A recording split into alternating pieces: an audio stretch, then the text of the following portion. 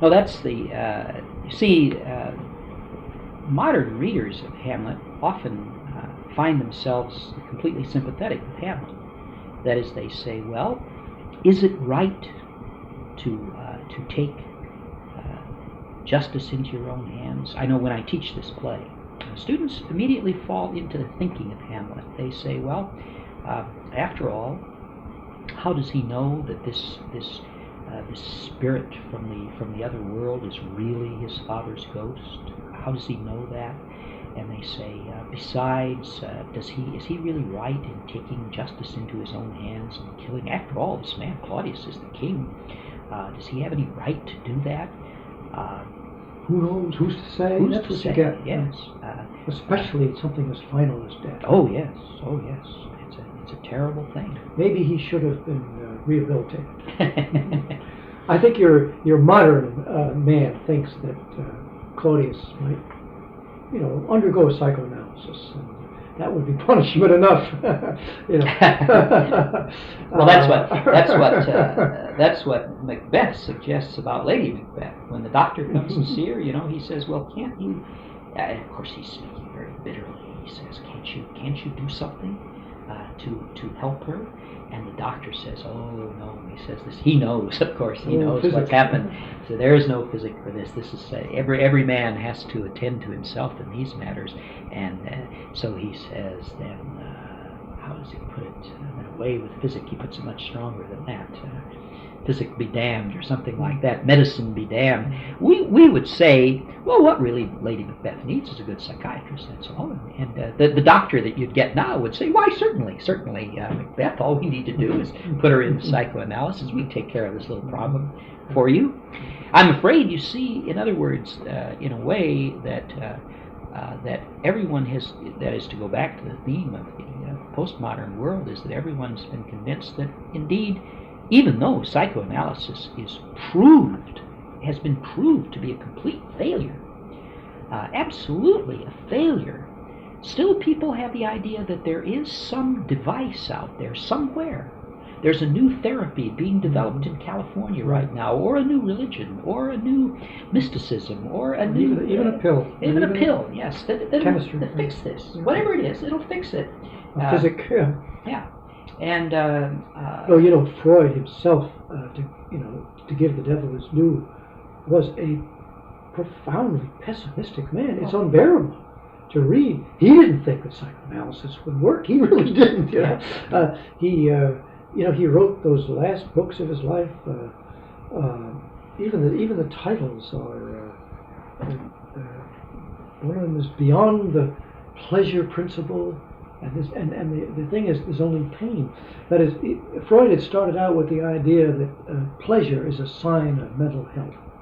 And therefore, what you had to do in curing people was eliminate pain.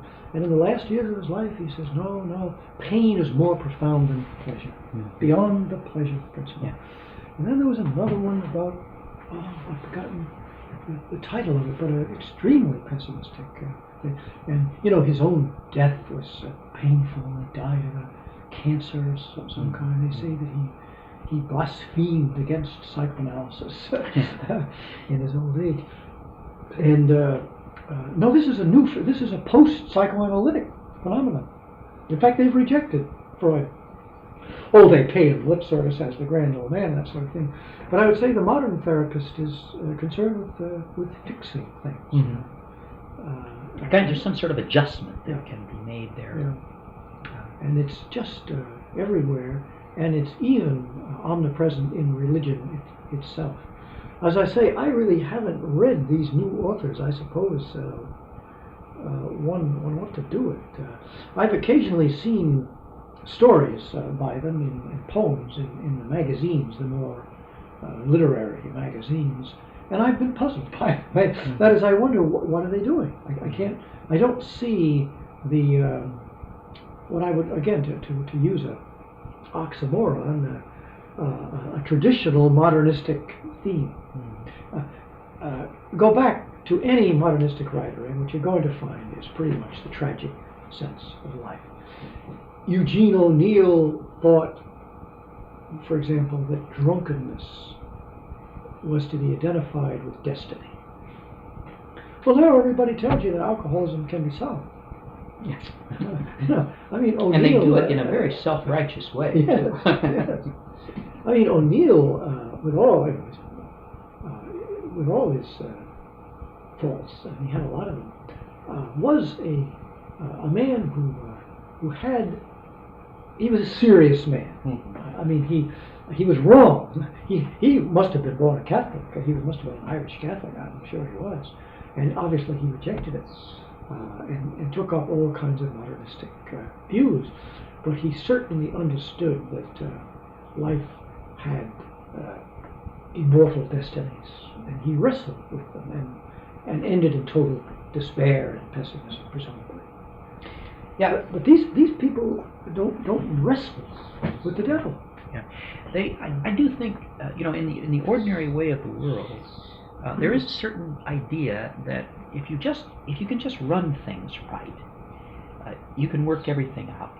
If you go to the right school, and if you send your kids to the right schools, and if you live in the right part of town, and if you live according to you eat the right food.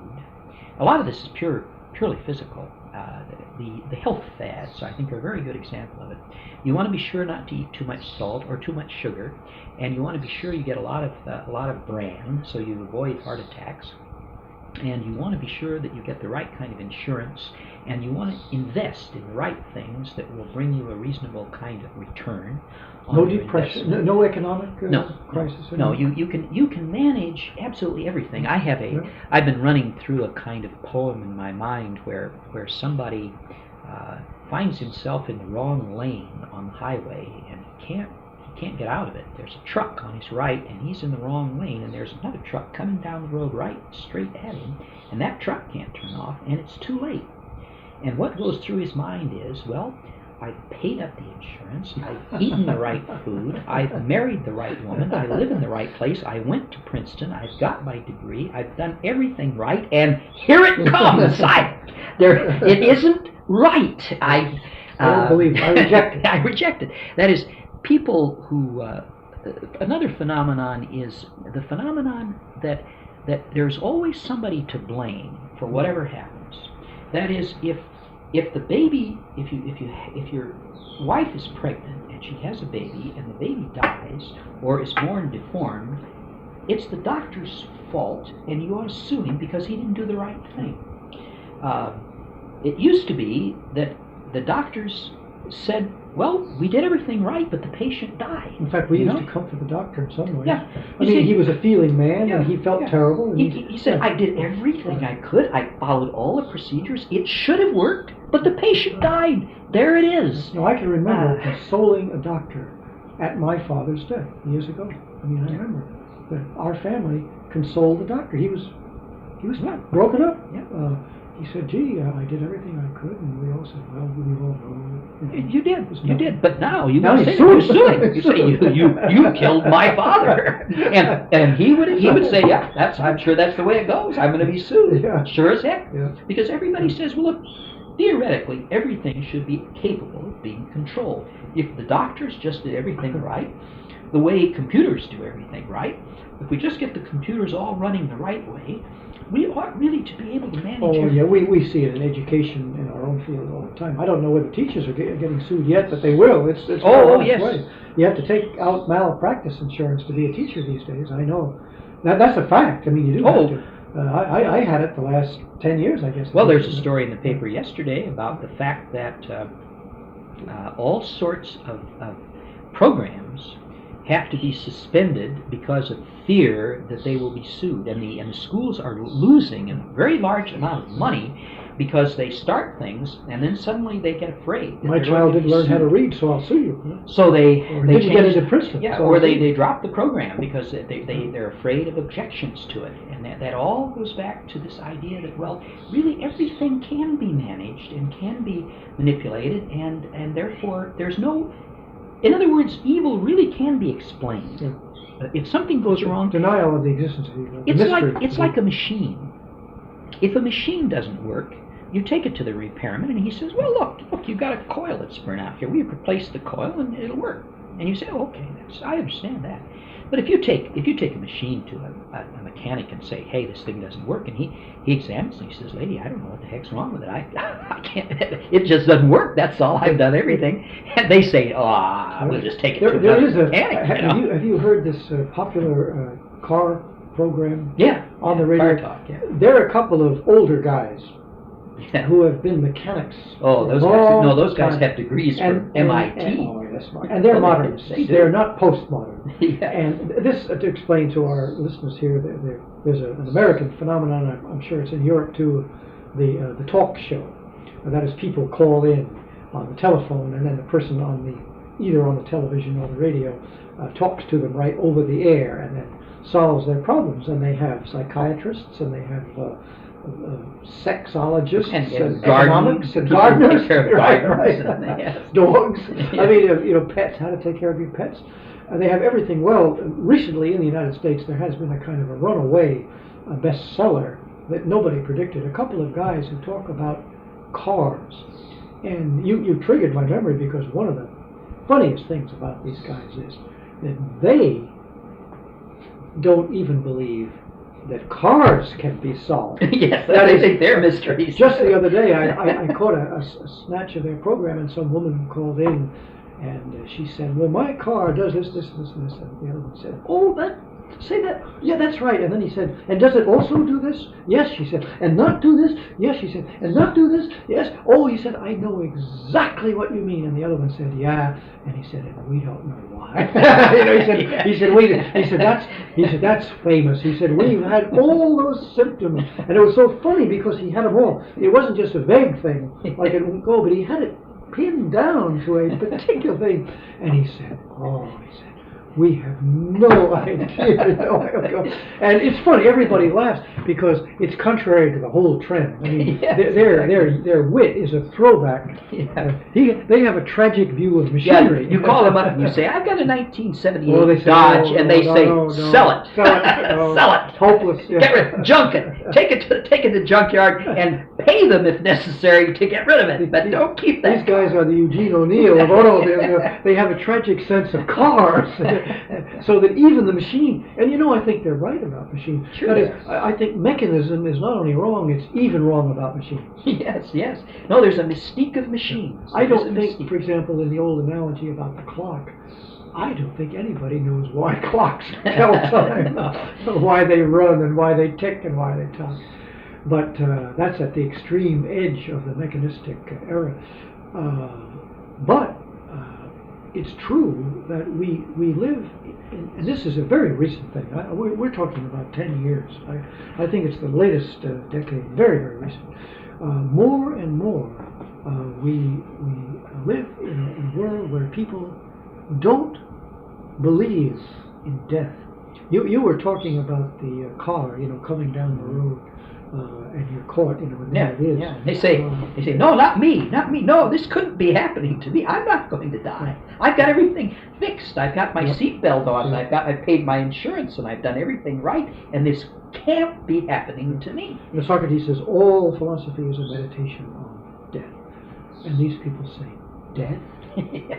What's that? Yeah. And I see it even in children. It troubles me. My grandchildren have gone through 15 hamsters. I mean, I haven't counted, but they have these little creatures that they buy at the pet store, and the little creatures die, and they get another one. Mm-hmm. And I really do believe they have the idea that it's replaceable, like a part of a machine. I can remember as a child sitting up all night with a sick dog, suffering with the animal. Think, oh, don't die. Bruno, his name was Bruno, and I held his head in my lap. And we had in our neighborhood children that died. Scarlet fever, infantile paralysis, pneumonia. I mean, death was something that we knew in our earliest childhood. We were overwhelmed by the fact of death. These kids today grow up in a world that isn't. It's a statistic on the television. 1 million people killed in Cambodia and that sort of thing. Yeah, which means nothing. Nothing. Absolutely nothing. It's a squiggle on a computer screen. No, well, they're sheltered from death. And it's not just death, they're sheltered from everything. Pain. Death, of course, the ultimate thing. Sheltered from pain. Pain can be fixed. All you do is take a pill, and illness can be fixed. You've got to go get a new heart, or a new lung, or a new kidney, or whatever it is, and everything can be fixed up. And the blind can be taken care of, and they can live a normal life. And they're the same as we are. The same as we are. They're the handicapped. I had a real epiphany yesterday. I went with my grandchildren to a zoo, and this is a new zoo. It's just been redone. It was completely refurbished. And do you know something? It has ramps for the handicapped. Mm-hmm. And that's fine. I said, yeah, well, look, they built ramps. But it's worse than that. There are no steps. Everybody uses no ramps. steps. Yeah. No, it has none. Yeah. And I was thinking, somebody is going to preserve steps. That is, there's going to be a thing with an iron railing. There's going to be a little plaque, and it's going to say, once upon a time, there was this architectural phenomenon where people walked up steps. But that never occurred to me before. That is, we've seen buildings where they've added ramps. Yeah, sure. But this is a whole new, what do they call it? Not a process, Ball game. facility. Well, they have words for a layout, a facility. This is a whole new facility with no steps at all from beginning to end. And I'm scared. I mean, what becomes of the human knee? I mean, I can find the disappearance of the human knee, the obsolescence of the human knee. No steps.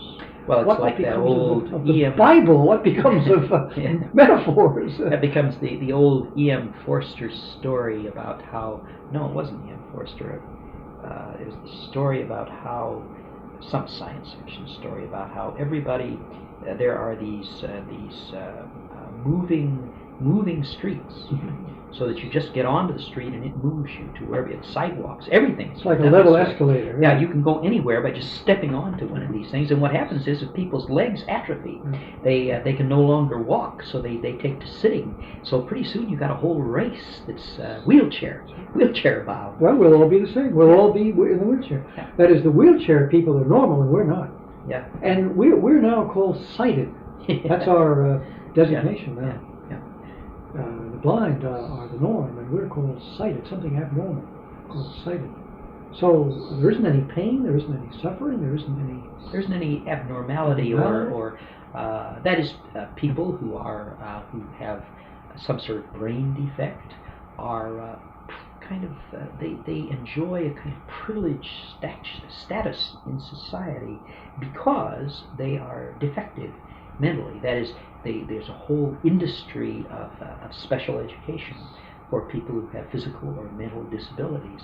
And I read a statement in John Ruskin the other day. I was just reading in some anthology, and he has a passage where he says we feel profound sympathy for people who suffer from any kind of physical or mental defect, but that the most important thing that we must do for our society and our culture is do the best we can for the best people in it, the people who are most able.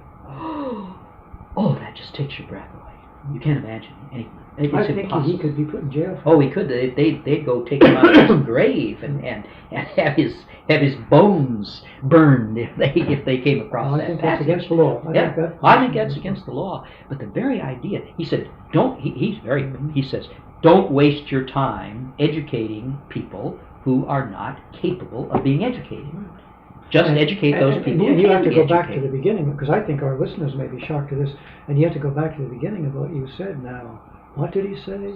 We must have compassion and love. John Ruskin was not an elitist snob. Oh, not at all. Not at all. I mean, he spent his life helping the poor and the underprivileged, and he was a tremendously compassionate man. Yeah. But you didn't educate them. He doesn't mean kill them. No. He doesn't mean abuse them. He means don't set up a school for them. Don't set up a school. That takes... it's unfair then. Yeah, it's unfair to them. And it destroys the culture. And it destroys them. Oh, yes. That is, what's the use of being blind anymore?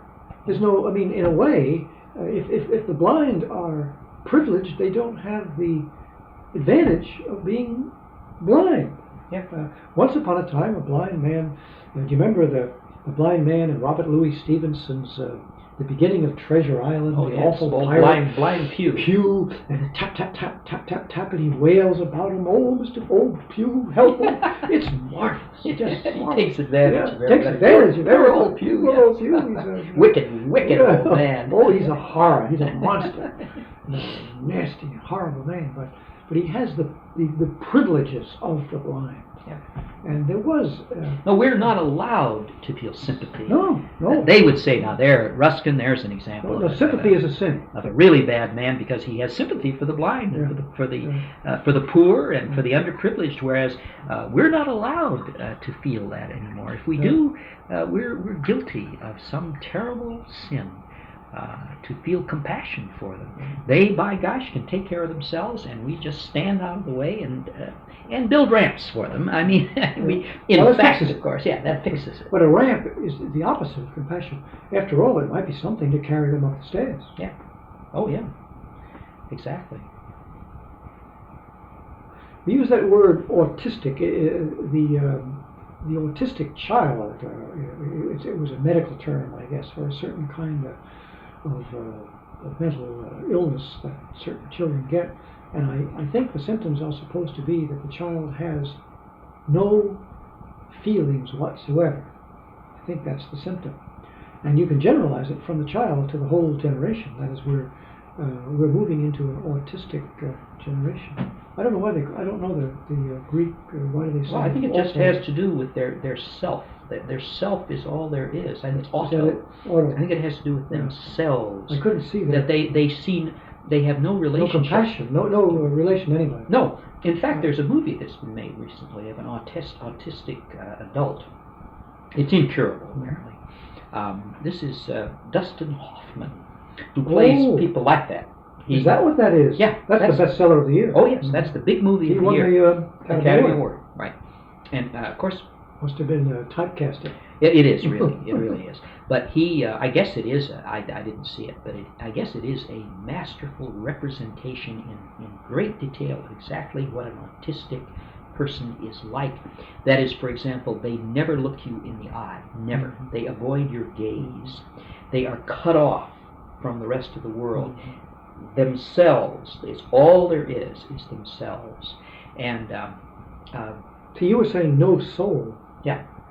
But now we've got a paradox here.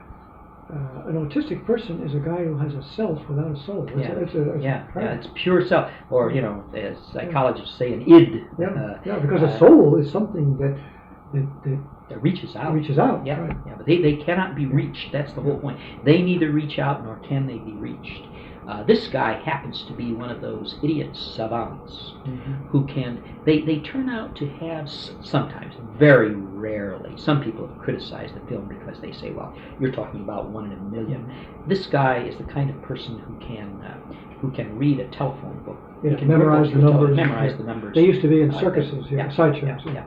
They have a genius, especially for that kind of knowledge. This guy, I guess, he was called not the Rainmaker, but Rain Man. He could predict storms and that kind of thing. Because he could memorize the statistics. Yeah, he had statistics. I don't know. I haven't seen it, but the point of the thing was, of course, that he became the hero of the movie. His brother thought he was going to exploit it, but it turns out that that he turns out to see that his brother is really a human being, and so forth and so forth, and that really he's all right. He's really all right. He's not someone. He's better than he is. Better than the ordinary man is, really. See, I wish we had Mr. Nellick here, because he would listen to all this and usually not say very much. But at one moment, I do believe it's dangerous to predict Mr. Nellick, so I've got to be careful. He might say just the opposite. But I think that he would say at this moment. Now you listen to this, because this is important. That is, we started out to talk about Hamlet. And we said Hamlet is the beginning of the modern world. And you may have made a terrible mistake. You may have thought we meant that this is the world that you're living in. The modern world may very well be over. That is, as we reach the year 2000, which is, after all, ridiculous to make all that much of a computation.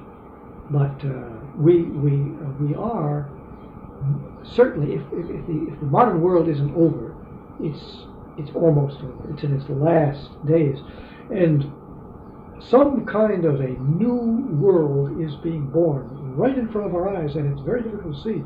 I do really believe that I see this in the past in my own teaching. I assumed when I walked into a class of students that I had 20 or 30 or 100, whatever it was, modern men sitting in that class. I don't think it's true. Yeah, see, I think that's what I'm suffering right now in right. the university, and it has not fully, it hasn't struck me yet. It's a new age, as Shirley MacLaine says. Yeah. And I haven't been able to handle it yet. I'm still back there where I'm thinking of them as moderns, and they're not moderns, and I don't understand them. I understand the moderns, but I don't understand them. The idea that the modern age is coming to an end is not a new idea. A lot of people have been saying that for some time. That phrase postmodern has been around for a long time. Yeah, and the idea that after all the modern age is like other ages is coming to an end is a well-known idea. So ages end, and something else takes their place, and it's been around since 1500. I mean, it's had its day.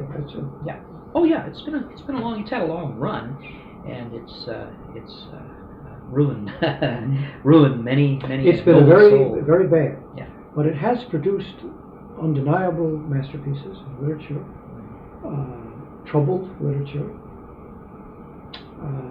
That is, we have, in our teaching here at Pearson College, or IHP, we certainly have been opponents of the modern age. That is, we have attacked modernism, and we have held up against it a classical tradition.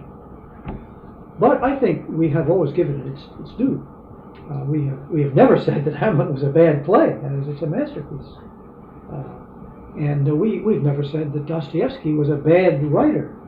He's certainly a great writer, but we have said that it is destructive. Hamlet is a destructive play. I certainly would not teach Hamlet to high school students. I think it would be very dangerous. As I understand it, teenagers commit suicide. That is, there are statistics to prove. Be careful of that.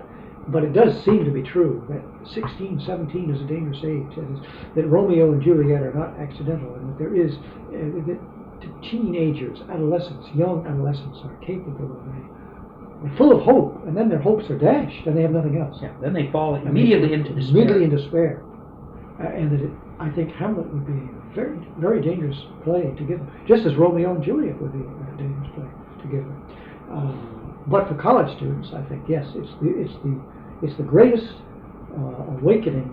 I used to teach it to freshmen for years, and I think it was one of the greatest eye openers to freshmen, because they saw themselves, they identified with Hamlet. Right. Oh yeah, they see immediately that literature has to do with you, and that Hamlet is you. But that's no longer true, apparently. I mean, apparently 20-year-old, 22, 3-year-old kids today do not identify with Hamlet. They think it can be fixed or something. Yeah, they say, well, I know with Romeo and Juliet, the trouble I've had with Romeo and Juliet is they say, oh, well, why do they take it all so seriously? I mean, it's not worth it. She's just a girl and he's just a boy. They identify love with sex, and therefore there's no problem. Listen, kid, get another girl. Yeah, that's right. If you lose one, it's not very serious. It's like the hamster. Now, you end up defending Romeo and Juliet. You say, oh my gosh, this was love. Right. They say love? No, you defend suicide. They died for love. I mean, even James Joyce, who has been one of my great enemies, probably it's the best thing he ever wrote. He did write some good things, and that early short story called The Dead is a story about a boy who committed suicide out of love for a girl. And the woman has married and gone on to a rather dull and ordinary life, and I guess the couple are in their something or others, like 40s, and they've been at a party, and they spend the night at a hotel because they're in town, and there's a storm, a snowstorm or something, and they can't get to the west of Ireland where they live, and so they spend the night in a hotel. And I don't know, she looks out the window at the snow falling, and he says to her, "Dear, you look rather pensive tonight. What's the matter?" And she says, "I was thinking of Michael Fury." Is that his name? He has a romantic name. I've forgotten, but it's a romantic name. And he says, "Oh, I never heard of him. Who's he?" And she said, "Well, he loved me when I was 17, and he committed suicide." And that's the end, pretty much the end of the story. And then Willie says, "And the snow is falling through the sky and through the universe." That is, Joyce expands that tragic view to the universe. That is, oh God, everything is tragic. Yeah. But it's a moving story, and it has to do with it's Romeo and Juliet in Dublin in 1910. And I think what we have to say is, well, a boy who kills himself over love of a girl, that's a terrible thing. Don't do it. That's wrong. But it does have about it a kind of greatness. Yeah. But a guy who says, "Oh, get another girl." Oh, how could you say to Romeo? Well, I've had the experience of students saying, "Well, I sure hope that I never get so deeply involved in anything that I think about killing myself over it." I mean, they mean anything. Or risking my life over anything. That is, they're really talking about. They would have the same reaction to somebody who was martyred in the African jungles. They'd say, "Oh boy, I wouldn't mind going into the Peace Corps and serving in some place where it was safe, but I certainly wouldn't want to lose my life." You've got a good phrase there. I wouldn't want to get myself so deeply involved with God as to lose my life. Exactly. Oh, no, it's very. People are worried about dangerous things. Playing it safe and being able to keep things managed. One of the things, something that is called postmodernism in philosophical fields, is a kind of philosophy which makes as its central point the idea that we really cannot know anything at all. That is, it is a radical kind of nihilism. Now, there have been nihilists before, rather spectacular nihilists, but they've usually been political figures. I found the emotional nihilists. Yeah, emotional. Like Dostoevsky, he's full of them. Yeah. Right, but these are philosophical nihilists, and they say, what they do is they contradict themselves in every sentence, and they do it on purpose. They say things like, although we reason that, and this is a term that you will see is probably not a very good term to use, as you will see at the end of this sentence. We reason that, and then what they do at the end of the sentence is they contradict the idea that you can reason at all. This is Jacques Derrida. It's his technique of writing. Where you have little parentheses where you say, well, now don't pay any attention to what I'm saying. This really can't. It really doesn't necessarily make any sense. And I know that I'm contradicting myself, but then everything is contradictory. So you have to just live with that. There's nothing. See, people in that skepticism is one of the characteristics of the modern age. Skepticism, where you say, "Gee, I don't know. Is there a heaven? Is there a hell? Is there a God?" Doubt. Derrida doesn't doubt. No, he doesn't doubt. He's complacent. He's complacent. He says, "Look, the world is contradictory. There's nothing to do about it, and that's the way the world is, and that's the way we are. It's the way language is, and so we just live." And it's kind of funny. He's a witty guy. He's witty, and he makes jokes about it. And it's and you can make jokes where contradiction. All these writers like Updike and these others are all known for their wit. Yeah. That witty contradiction, self-contradiction, self-ridicule, ridicule of all the standard norms of tragedy and of all the standard norms, as not as a kind of fury. You get satirists, like George Bernard Shaw, who think, conventionality, how he loathes conventionality and he attacks it. But these people don't loathe anything. they just say, look, the world is ridiculous, and we can. You just kind of laugh at it. They're flippant people. Yeah, in a way, wit is a little unfair to wit. I think that is, we make a distinction between humor and wit, and it's a very important distinction. But wit is a very great. Wit is more cerebral, and humor has to do with the emotions. But wit is a very great thing, and we can think of witty, writers. That is, Shakespeare, for example, was very witty. Ben Jonson was very witty. John Donne is very witty. Full of wit. I mean, it is after all a proper function of the intellect. I think we ought to have another word. I know, it's hard to find a term. Yeah. Because one of the things, I know I've read very little of these authors, but I have, say, occasionally read a short story or a poem. And the first thing that came to mind was, well, they're very witty. But the second thing that came to mind is, well, that they're not very witty. That is, there isn't anything. Wit startles you. I'm going to use your favorite word. Wit does not deny wonder. No. It startles you into wonder. Yeah. It juxtaposes things so preposterous that you are amazed and dazzled. Mm-hmm. But what I find in Derrida, there's nothing dazzling about it at all. It's rather. No, even George Bernard Shaw dazzles you. There is something delightful about his wit. Well, he's clever. He's very clever. But what I find in these guys is a kind of, it's like touching a nerve. That they play with words and they use all of the paraphernalia of wit, but I'm not so sure it's witty. I know. It troubles me too. Yeah. There is. I don't think it's fair to wit. No, I agree. Yeah. They use the word elegant too. I can't see it at all. No, I can't either. The elegance has to do with something which isn't the highest thing in the world. As Shakespeare makes fun of elegance right in this play. Who is the guy that? You mean the fop, the waterfly? There are elegant people like Rosencrantz and Guildenstern that come on, and they're very. With all flowery language and Hamlet says, when will these people shut up? Shakespeare makes fun of it, but elegance, it's a virtue. An elegant part of beauty. Part of beauty, yes. There is something that we can talk about in elegance. But I remember once you and I were at a lecture, and we heard a man give the dullest lecture I think we've ever heard in our lives. We sat there, and we didn't leave because we didn't want to make a stir. But somebody got up in the period after the lecture and said, "Thank you for the elegance of your..."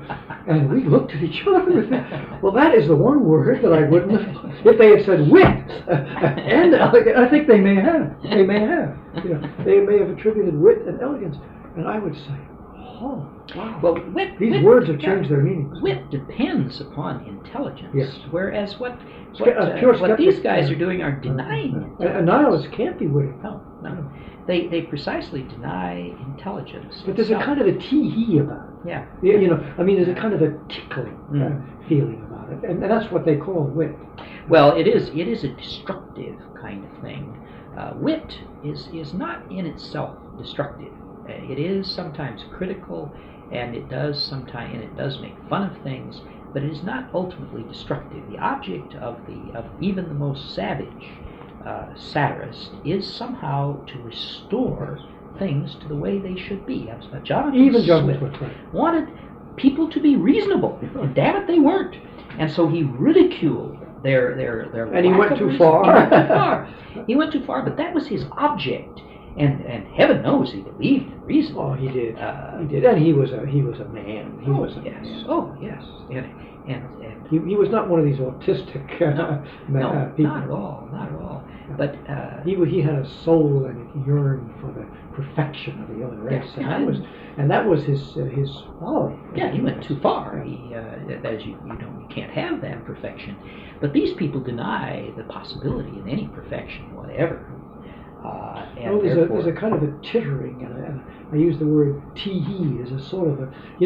what it feels like if you've ever been tickled? I mean, when we were kids, we used to tickle each other, and you get a kind of hideous internal laughter, but it isn't funny. And I think there's something like that goes on when you read these authors. Let's say, I don't want to blame one or the other because I don't even remember their names, but I have been in dentist's office. This is when you're about to be tickled, and you pick up a magazine to distract, or on aeroplanes, and you read because you think the damn thing is going to crash.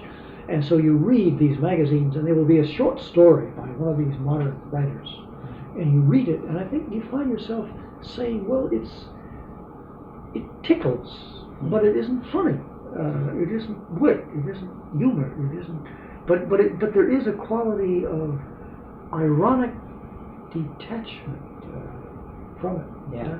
Yeah. I don't. Well, it is cool. Cool. It's very cold. Cool. That's a good word. Yeah. That's cool. The other night on the radio, I turned on the radio about 10 o'clock, and I thought, oh, I'm kind of tired. I thought, like, listen to some jazz. And sure enough, there's a program. They said, now we're going to play you some of the early records of Charlie Parker. Have you ever listened to Charlie Parker? Same thing. Yeah. It's postmodern. Yeah. Yeah. I mean, he plays the saxophone, and he says, this is Charlie. Now, this really happened last night at 10 o'clock.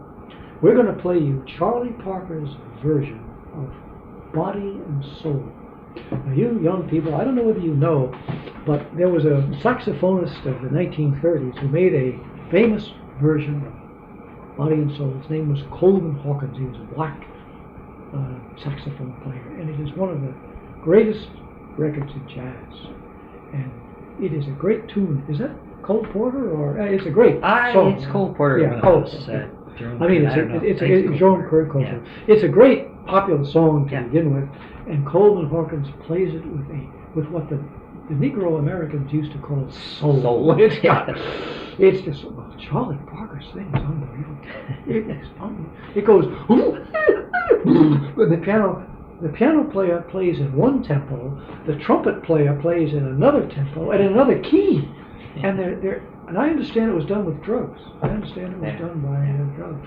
Well, Charlie Parker is considered the greatest something or other ever close. Oh yes. He is an idol. He really is an idol. It was. I mean, for me, I sort of heard snatches of this before, but the juxtaposition of Charlie Parker with Coleman Hawkins, that is with the old Body and Soul, it was really shocking. Well, it is, and they call it cool jazz. That's well, and it is destructive. That is, he's aiming at Coleman Hawkins. Yes, he is. He wants to destroy Coleman Hawkins. In a way, what he says is, you're taking all this too seriously. You're taking this rather pretty tune. It's a tune I happen to be especially fond of. Charlie Parker never even remotely plays the tune. Yeah, that's right. He wants to destroy that tune, and that in the criticism, the literary criticism that has come out of the French philosopher Jacques Derrida is called deconstruction. That is, it is destructive. I don't know why they just... Charlie Parker is a deconstructionist. He's a deconstructionist. That is, what they're aiming at is to undermine the very foundations of thought itself, or of beauty itself, or of goodness itself, so that you say, oh well, what is beauty after all? What is goodness? What is truth? They really don't exist. I mean, I've forgotten now the lyrics, but Body and Soul is. It's a love song. I mean, it means my body and my soul. I'm for you. I'm all for you. All for you. My gosh. No, it's a little. This is not great literature. It's not great music. No, this is popular. We're talking now on a popular level. But gosh, to go back to Romeo and Juliet. Yeah. Romeo might very well have said, sure. I am all for you, body and soul. Shakespeare would really have smiled at that. He would say, well, I said it a little better. I said it on a little higher level. But isn't that exactly what Romeo does say? Well, he's serious. He's serious. We say he's serious. He really is in love. And the author of that song is trying to represent someone who really is in love. And they have a soul. Popularizing it and sentimentalizing it, but it's still... There really is still soul there, and that's why the black musicians are right. They say that has soul. And the blousy saxophone, it's beautiful. Yeah. Now it varies it, and it plays around with the melody, and it goes up and down around, but the melody is always there, controlling it and so forth, and the rhythm is always there. But, you know, I was speaking about the kid who had a dozen hamsters, and he says, well, you know, one hamster for another. Well, love, as we've often said in this series, love is very deeply associated with death. And the guy who says, well, you know, one hamster dies and another one is replaced, well, one Juliet dies and she's replaced. Yes. That is, a person who doesn't come to terms with death will never come to terms with love. Love is a permanent commitment. You could not say to Romeo, there's another girl. No, he had another girl. Her name was Rosalind, but she was a girl of his dreams, you know. And he wasn't in love with Rosalind. He was in love with love. He wrote poems to her. Oh, didn't he? yes, terrible, bad poems. And that was silly. It was just silly. And Shakespeare does that on purpose because he wants to say, oh, well, we have these infatuations, but when we find the real thing, that's another thing altogether. Absolutely another thing. So love and death and philosophy